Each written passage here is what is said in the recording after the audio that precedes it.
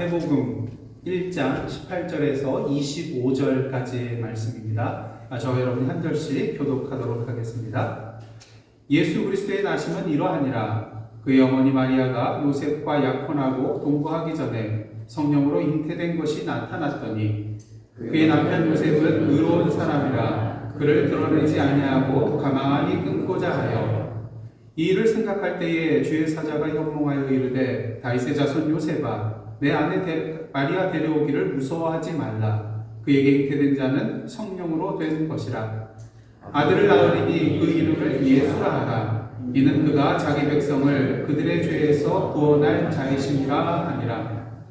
이 모든 일이 된 것은 주께서 선지자로 하신 말씀을 이루려 하심이니 이르시되 보라 처녀가 잉태하여 아들을 낳을 것이요 그의 이름은 임마누엘이라 하리라 하셨으니 이를 번역한즉 하나님이 우리와 함께 계시다 함이라. 요셉이 잠에서 깨어 일어나 주의 사자의 분부한 대로 그의 아내를 데려왔으나 아들을 낳기까지 동침하지 아니하더니 낳음의 이름을 예수라 하니라. 아멘. 이는 하나님의 말씀입니다.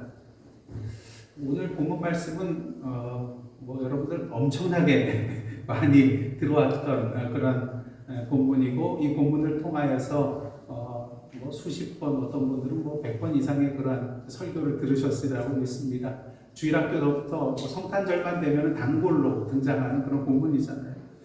그러다 보니까 이 본문을 대할 때 가장 힘든 사람이 누구냐면 이 본문을 가지고 설교를 하는 그 설교를 들어야 하는 누구죠? 우리 성도님들이라고 할 수가 있겠습니다. 왜? 내용이 뻔하잖아요. 그리고 또 설교 내용이 어떻게 전개될지 머릿속에 그려지잖아요. 그러면서 어떨 때는 목사님 설교보다 앞서가면서 이렇게 진행이 되겠지. 그렇지. 그러면서 똑같이 진행되는 그런 것들도 아마 경험해 보셨으리라고 믿습니다. 그런데 오늘 이 본문을 통하여서 또 설교를 들어야 하는 여러분, 어떤 면에 있어서는 지루하고 또 힘든 일이 될 수도 있을 것입니다. 근데 성도님들보다 더 힘든 사람이 있어요. 누굴까요? 이 본문을 가지고 또 설교를 해야 되는 목사가 사실 힘듭니다. 성탄절이라는 것이 한 10년에 한 번씩 돌아오면 좋을 터인데 매년 돌아오잖아요.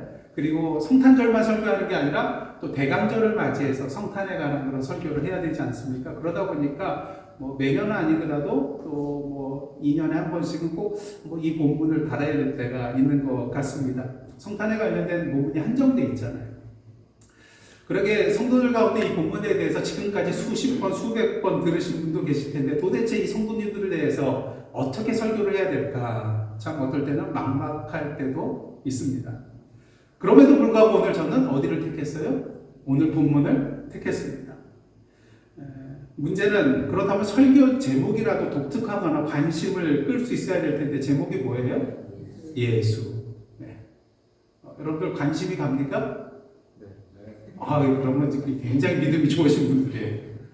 이쯤 되면 성도님들은 이 설교 시간을 어떻게 보내야 될지 나름대로 마음의 결정을 하고 이제 진행을 하실 분도 계실 것입니다. 저는 이 본문을 가지고 어떻게 이 본문을 전개해 나갈까, 풀어 나갈까 고민하였습니다. 예수님에 대해서 너무나도 다 잘 알고 계시잖아요. 그런 가운데 이 말씀에 대해서 또 묵상하고 또 묵상하는 가운데 주님께서 갑자기 저에게 한 가지 질문을 던져주셨어요. 그 질문이 뭐냐면요. 지금 네가 믿고 있는 예수가 오늘 본문에 나오는 예수가 맞니? 이 질문을 저에게 갑자기 던져주시더라고요.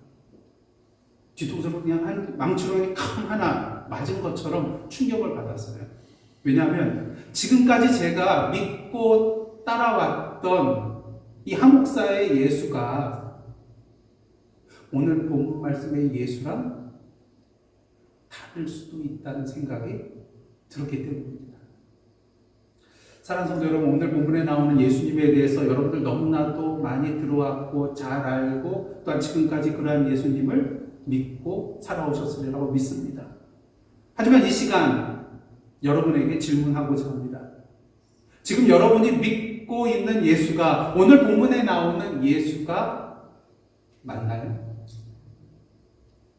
만약 답하는데 주저함이 있으시다면 오늘 본문을 통하여 내가 믿고 있는 예수와 오늘 본문에 나오는 예수가 동일한 분인지 다시 한번 잘 살펴보시기를 원하고요.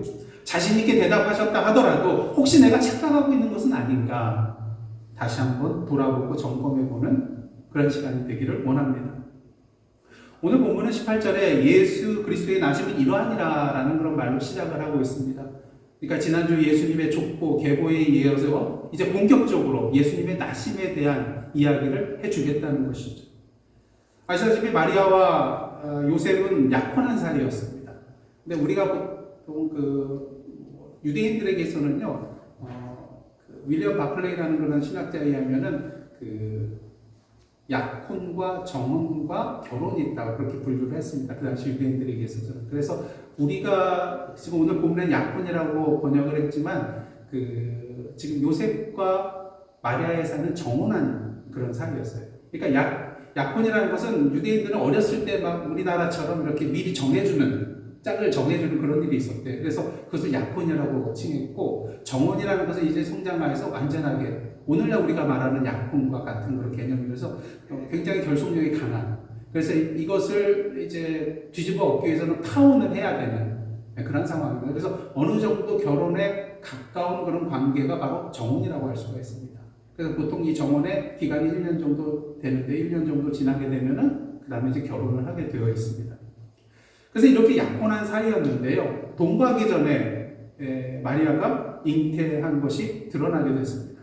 아시다시피 성령으로 말미암아 잉태한 것인데 요셉이 알 리가 없죠. 그러다 보니까 아마 부정한 일을 해서 그렇게 생긴 것이 아니겠는가 생각했을 것입니다. 하지만 요셉은 의로운 사람이었기에 이 일을 세상에 드러내지 않고 어떻게 합니까? 조용히 그냥 파혼하기로 혼자서 생각을 했습니다. 근데 여기서 요셉에 대해서 의로운 사람이라고 말을 했는데요. 의로운 사람이라는 것은 하나님의 율법과 계명을 바르게 지키는 그런 사람을 의미한다고 할 수 있습니다. 그래서 공동번역서를 보면요. 의로운 사람이라는 부분을 뭐라고 해석했냐면 법대로 사는 사람. 요셉은 법대로 사는 사람이었기 때문에 이렇게 생각했다는 것입니다. 근데 여기 한 가지 의문이 생겨요. 만약 요셉이 정말 하나님의 율법과 계명을 지키며 법대로 사는 사람이었다면 율법대로 하면 마리아는 어떤 벌을 받아야 되는 사람이에요? 돌로 쳐 죽임을 당해야 되는 그런 상황입니다. 근데 율법대로 하지 않고 요셉이 어떻게 합니까? 그냥 조용히 파혼하려고 했다는 것이죠. 자, 그렇다면 요셉은 율법을 지키지 않는 사람이었을까? 그렇지는 않다는 것이죠. 요셉이 이렇게 하지 않은 이유는요, 요셉은 단순히 율법을 문자적으로 행하는 사람이 아니라 율법의 그 중심을 이해하고 지키는 자였기 때문이라고 할 수가 있는 것입니다. 하나님께서 이스라엘 백성들에게 율법을 주신 궁극적인 목적이 무엇이겠습니까? 율법대로 이스라엘 백성들을 치시기 위하여, 정죄하기 위함이 아니라 그들로 하여금 이 율법을 통하여서 자신들이 죄를 졌다는 것을 깨닫게 하시고 다시 누구에게 돌아가도록? 하나님께로 돌아가도록, 회개하고 하나님께 다시 돌아갈 수 있도록 하기 위해서 주신 것이 바로 율법이었다는 것이죠. 요한복음 8장을 보시면요, 사람들이 예수님을 고발할 조건을 찾고자 예수님을 시험합니다. 그래서 간음하다가 현장에서 붙잡혀온 여인을 예수께 데리고 와서 뭐라고 합니까? 모세 율법대로 한다면 이 여자를 돌로 쳐야 하는데 당신은 어떻게 하겠습니까? 진퇴양난이에요. 어떻게 될 것인가? 예수께서는 뭐라고 하십니까? 그 여자를 돌로 치라고 말씀하시지 않고 너희 중에 죄 없는 자가 먼저 돌로 치라. 그래서 어떤 현상이 일어납니까? 나이 많은 사람부터 젊은 사람 순서대로 마음에 찔림이 있어서 그곳을 하나씩 떠나가게 되는 것을 보게 됩니다. 그리고 그 장소에는 예수님과 그 여자 두 사람만 남게 되었죠. 예수께서 여자에게 묻습니다. 너를 고발하던 그들이 어디 있느냐? 너를 정죄한 자가 없느냐? 여자가 대답합니다. 주여 없나이다. 그때 예수께서 말씀하시죠. 나도 너를 정죄하지 아니하노니 가서 다시는 죄를 범하지 말라. 예수께서 마태복음 22장에서 마음과 목숨과 뜻을 다하여 하나님을 사랑하는 것과 내 이웃을 내 몸과 같이 사랑하라는 이 두 계명이 온 율법과 선지자의 강령이라고 말씀하셨습니다. 그렇게 사도 바울은 로마서 13장에서 뭐라고 합니까? 남을 사랑하는 자는 율법을 다 이룬 것이라고 하면서 사랑은 율법의 완성이다. 이렇게 말하는 것을 우리가 보게 됩니다. 그런 면에서 요셉은 율법을 지킨 사람인가요? 율법을 지키지 않은 사람인가요? 당연히 율법을 지킨 사람이라고 할 수가 있다는 것입니다. 이처럼 요셉이 의로운 사람에게 마리아와 그냥 조용히 파혼하고자 하는 그런 마음을 품게 되었습니다. 그런데 그때 주의 사자가 요셉의 꿈에 나타나서 그의 아내 마리아 데려오기를 무서워하지 말라 이렇게 말씀을 하십니다. 왜? 그녀의 태중에 있는 아기는 성령으로 잉태된 자였기 때문인 것이죠. 그리고 그 아들을 낳게 되면 그 이름을 뭐라고 하라고 합니까? 예수라 하라고 말합니다. 왜냐하면 그가 자기 백성들을 죄에서 구원할 자였기 때문인 것이죠. 그리고 이 모든 일은 주께서 선지자를 통하여 하신 말씀을 이루려 하심이라고 말하면서 이사야서 7장 14절 말씀을 인용하면서 말하는데요. 보라 처녀가 잉태하여 아들을 낳을 것이요 그 이름을 뭐라고 하라고요? 임마누엘이라 하라고 그렇게 말을 해줍니다. 자, 그렇다면 이러한 주의 사자의 말씀에 대하여 요셉은 어떻게 하였을까? 잠에서 깬 요셉은 일어나서 주의 사자의 말씀대로 마리아를 데려왔습니다. 그리고 아들을 낳기까지 뭐 하지 않았죠? 동침하지 않았습니다. 그리고 마침내 아들을 낳은 후에 그 이름을 예수라고 칭하는 것을 우리가 보게 되죠. 자, 여기까지가 우리가 이제 알고 있는 오늘 본문의 내용입니다. 이제 다시 한번 질문하겠습니다. 지금 여러분이 믿고 있는 예수와 오늘 본문에 나오는 예수가 동일한 예수님인가요? 아직도 좀 난감하실 거예요. 정말 그런가? 네. 그래서 다른 한 가지 질문을 여러분에게 드리겠는데 이 질문을 통하여 내가 믿고 있는 예수와 오늘 본문에 나오는 예수가 동일한 예수인지 분명히 확인해 볼 수가 있습니다. 궁금하시죠? 한번 질문을 따라해 보시기 원합니다. 내가 믿고 있는 예수는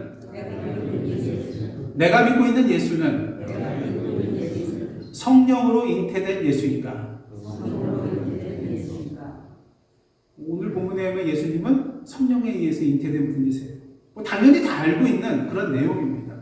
그런데 당연하지 않더라고요. 왜냐하면 오늘도 수많은 그리스도인들이 자기 손으로 또 다른 예수를 만들어내고 있거든요. 이는 마치 이스라엘 백성이 모세가 시내산에 올라가서 하나님의 율법을 받기 위해 올라갔을 때에 오랫동안 내려오지 않자 어떻게 합니까? 아론에게 같이 몰려갑니다.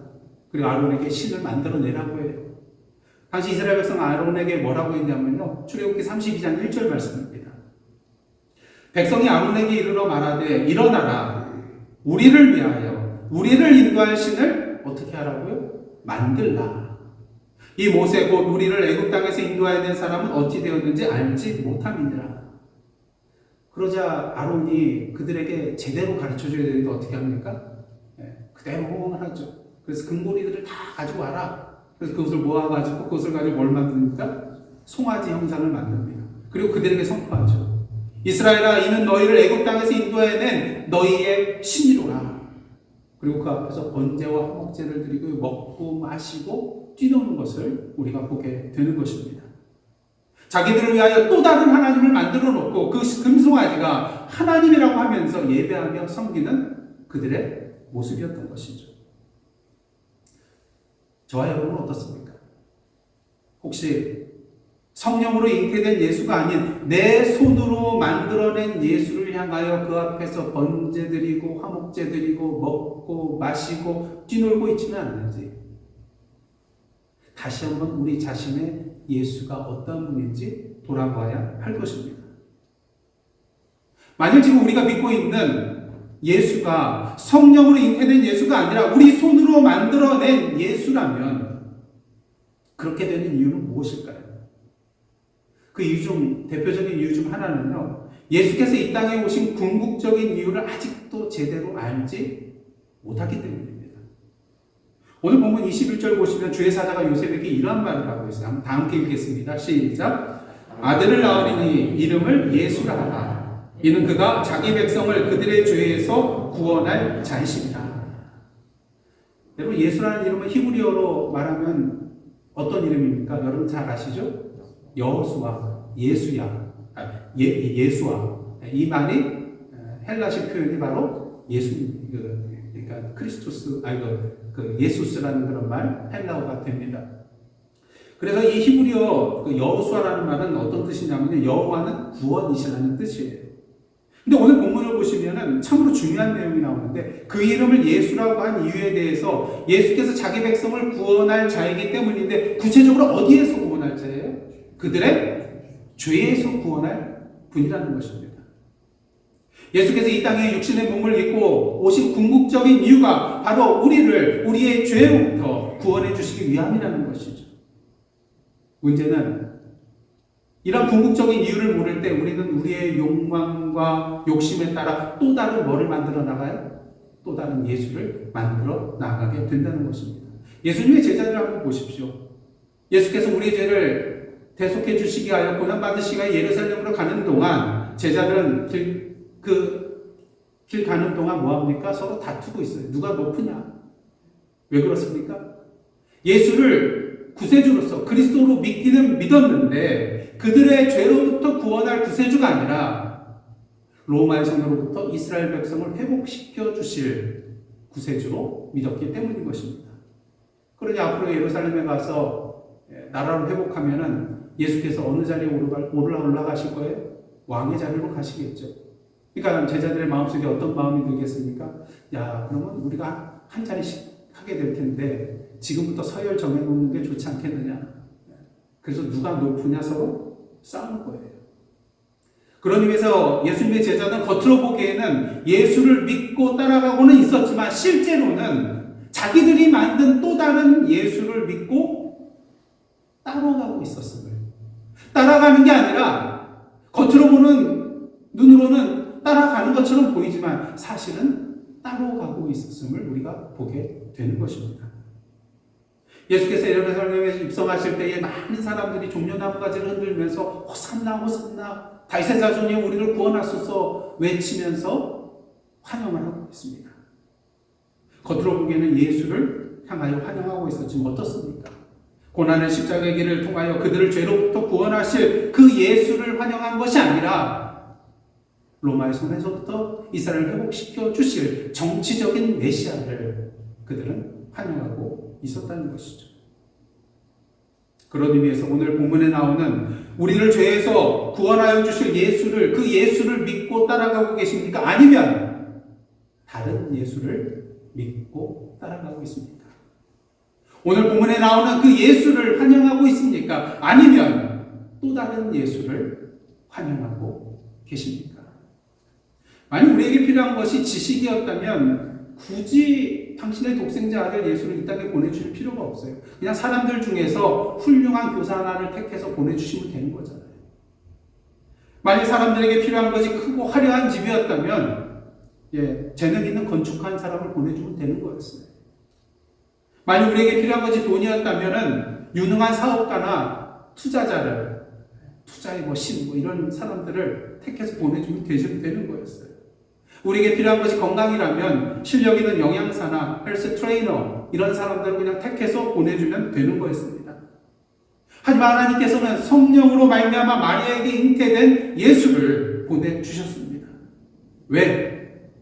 우리에게 가장 필요한 것은 죄 사함을 받고 구원을 얻는 것이었기 때문인 것이죠. 우리의 죄를 대속해 주고 우리에게 생명을 주시기 위해서는 속죄 제물로서 흠이 없는 인간이어야만 했습니다. 동시에 죽음의 권세를 이길 수 있는 신이어야만 했습니다. 그러기에 신이신 예수께서 인간의 몸을 입으시고 이 땅에 오셨던 것이죠. 하지만 많은 사람들은요, 오늘도 예수께서 이 땅에 오신 궁극적인 이유가 무엇인지 제대로 알고 있지 못하고 있습니다. 저와 여러분은 어떻습니까? 너무나도 잘 알고 있죠. 예수님이 이 땅에 오신 그 이유, 그 목적이 무엇인지 잘 알고 있습니다. 하지만 정작 우리의 삶 속에서는 예수께서 이 땅에 오신 궁극적인 이유가 그것이 아닌 것처럼 살아갈 때가 있다는 것이 문제인 것이죠. 죄로부터 구원받았다는 그 사실 자체만으로 만족하지 못하고 그 외에 인간적으로, 세상적으로 내가 원하는 것, 그것을 소유하고 누려야만 참된 만족을 누릴 수 있는 것처럼 살아간다는 것이죠. 여러분 지금의 삶에 대해서 만족하십니까? 주님 한 분만으로 만족하십니까? 사도 바울은 에베소서 1장에서요. 아버지께서 그리스도 안에서 하늘에 속한 모든 신령한 복을 우리에게 주셨다고 말하고 있습니다. 그 하늘에 속한 모든 신령한 복이 무엇일까? 예수 그리스도의 피로 말미암아 속량 곧 죄사함을 받아서 아버지 하나님의 자녀가 된 것이 바로 가장 큰 복이라는 것입니다. 그런데 이것으로 만족하지 못한다면 그 이유는 무엇일까? 만족하지 못하는 이유가 다 있더라고요. 나름대로 다 이유가 있더라고요. 오늘 보면 22절, 23절 한번 보도록 하겠습니다. 이 모든 일이 된 것은 주께서 선지자로 하신 말씀을 이루려 하심이니. 이사야서 말씀입니다. 나오는 것이 23절 다 함께 읽겠습니다. 시작. 보라, 처녀가 잉타하여 아들을 낳을 것이요 그의 이름을 임마누엘이라 하리라 하셨으니 이를 번역한즉 하나님이 우리와 함께 계시다 하니라. 마태는 선지자 이사야의 이 예언의 말씀이 예수를 통하여 성취되었음을 보여주면서요. 이 땅에 오신 그 예수님이 누구시라는 것을 알려주고 있어요. 임마누엘이라는 것을 알려주고 있어요. 임마누엘의 뜻은 뭡니까? 하나님이 우리와 함께 계신다는 거예요. 마태복음의 독자가 누구라고 하였죠? 유대인들이었어요. 유대인들이 이 마태복음을 읽을 때 예수께서 바로 그 임마누엘이라는 이 말씀을 접했을 때 아마 예수라는 이름보다 이 임마누엘이라는 이름에 더 크게 기뻐했을 것 같아요. 왜냐하면 구약의 그 말라기서 보시면 말라기 선지자 이후에 예수께서 태어나실 때까지 하나님으로부터 오는 예언의 말씀이 닫혀졌었어요. 우리가 그냥 성경을 보면은 말라기서에서 마태복음 넘어가는 거 쉽습니다. 한 장만 넘어가면 말라기에서 마태복음으로 넘어가요. 근데 역사적으로 봤을 때 이것을 이제 신구약 중간기라고 하는데 한 400여 년의 시간입니다. 그 기간 동안에 뭐가 없었다고요? 하나님의 예언의 말씀이 들려지지 않았다는 거예요. 그러게 이런 하나님의 침묵에 대하여 이 기간을 영적인 침묵기 또한 영적인 암흑기로 부릅니다. 그런 의미에서 유대인들에게 예수님의 나심, 곧 임마누엘 예언의 성취가 그들에게 다가왔다는 소식은 참으로 크나큰 기쁨의 소식이었을 거예요. 그래서 이를 통해서 우리는요, 예수라는 이름과 임마누엘이라는 이름, 물론 예수란 말은 여호와는 구원이시라는 말, 그리고 임마누엘은 하나님이 우리와 함께 계신다. 조금 다른 의미인 것 같지만 궁극적으로는 동일한 의미라는 것을 알게 됩니다. 여러분, 구원이라는 것이 무엇입니까? 전에는 우리의 죄 때문에 감히 하나님과 함께 있을 수 없었는데 이제는 어떻게 됐다는 거예요? 예수 그리스도 안에서 우리가 하나님의 자녀가 되어서 영원토록 하나님과 함께 있을 수 있게 되는 거잖아요. 그러게 예수라는 이름과 임마누엘의 이름은 사실 동일한 의미를 가지고 있는 이름임을 우리는 알 수가 있는 것입니다. 그러게 우리는 임마누엘로 오신 예수 한 분만으로 참된 만족과 기쁨을 누리면서 살 수 있게 됩니다. 왜? 오늘도 주님께서 임마누엘 그 이름 그대로 성령님을 통하여 우리와 함께 하고 계시기 때문인 것이죠. 여러분, 아이들은 누구만 있으면 돼요? 뭐 옆집 아저씨 아니겠죠. 엄마만 있으면 돼요. 엄마만 있으면 만족해. 그래서 세상적으로 아무리 많은 거 갖다 준다 할지라도 물론 뭐 아주 맛있고 또 뭐 그냥 그 비싸고 좋은 장난감 있으면 거기에 그냥 정신 팔려서 그럴 때도 있지만 그럼에도 불구하고 어때요? 딱 돌아봤는데 엄마가 없어요. 그러면 불안해요. 두려워해요. 그리고 엄마를 찾아요.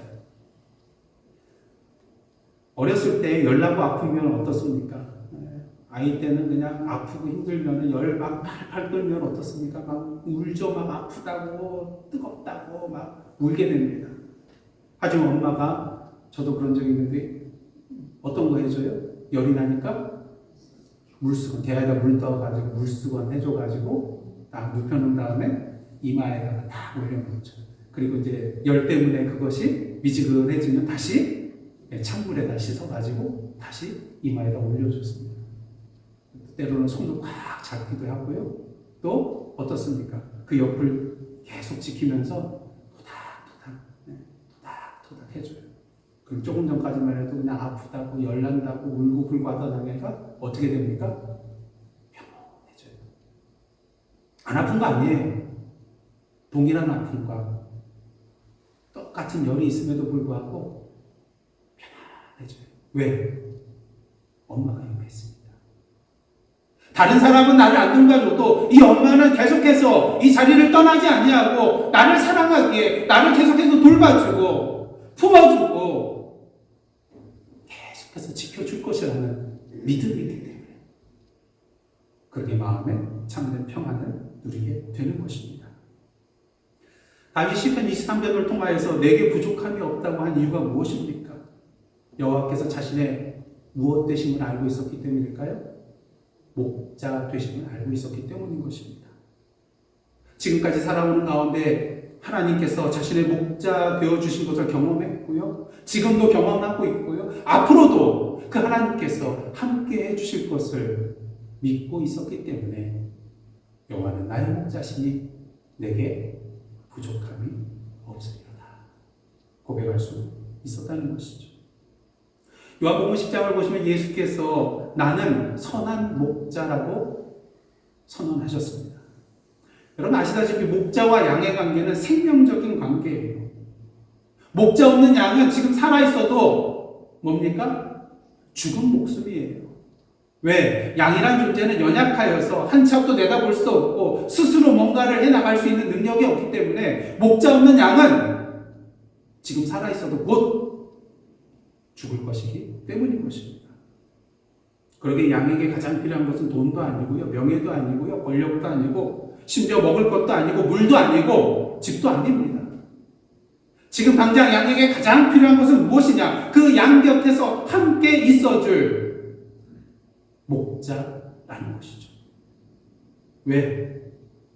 목자는 그 양을요, 양 자신보다도 더 잘 알거든요. 그 양에게 필요한 것이 무엇인지를 그 양보다도 더 잘 알거든요. 그러게 그 양에게 필요한 것들을 다 제공해 주고요. 자신의 목숨을 걸고 이 양을 헤아려는 들짐승과 도적들로부터 지켜주고 보호하여 주는 것을 보게 됩니다. 그리고 언제나 그 양과 함께 하는 것을 보게 되죠. 그 목자가 누구세요? 바로 예수 그리스도라는 것입니다. 그리고 그분의 양이 누구예요? 바로 저와 여러분이라는 것이죠. 그런데 왜 이렇게 안 보여요? 근데 왜 이렇게 느껴지지 않아요? 여러분 한번 솔직히 말씀해 보십시오. 그 예수님이 목자 되신다면 옆에 계셔야 되는데 안 보일 때가 있지 않습니까? 느껴지지 않는 때가 있지 않으세요? 근데 그거 아세요? 그 존재가 너무 가까이 있으면 안 보여요. 성경 읽을 때 이렇게 눈앞에 가까이 두고 보시면 글씨가 보입니까? 안 보여요. 여러분, 가족의 사랑 가까이 있을 때는 모르는데 어떻게 됩니까? 그분이 떠나가고 나니까 느껴져요. 가까이 있다 보니까 너무 모를 때가 있는 거예요. 우리가 코로나 닥치니까 우리의 일상이 뭐였다는 걸 깨닫게 돼요? 은혜요, 복이었다는 걸 깨닫게 되잖아요. 오늘도 우리 주님은요, 우리에게 가까이 오셔서 우리와 함께하고 계세요. 근데 문제는 너무 가까이 있다 보니까, 매일매일 누리다 보니까 안 보이는 거예요. 또 그런 거 아세요? 그 존재가 너무 크면요, 우리의 손으로 만져서는 제대로 느낄 수가 없어요. 코끼리 다리 만지는 그런 것 같은 거죠.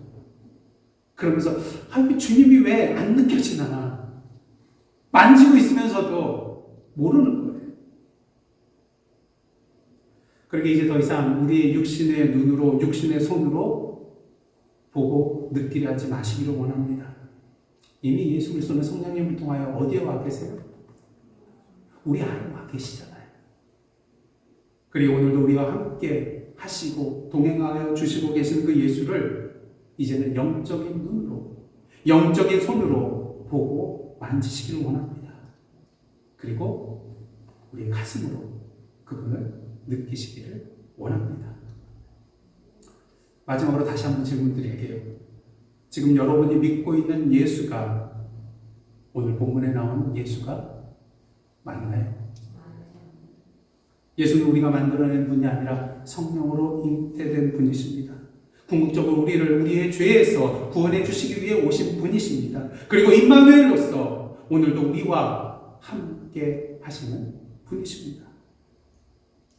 만약 오늘도 우리와 함께 하시며 동행하여 주시는 이 임마누엘 되신 예수를 우리의 삶 가운데 보지 못하고 느끼지 못하고 누리지 못하고 있다면 우리가 믿는 그 예수는 오늘 본문에 나오는 예수가 아니라는 것을 아시기 바랍니다.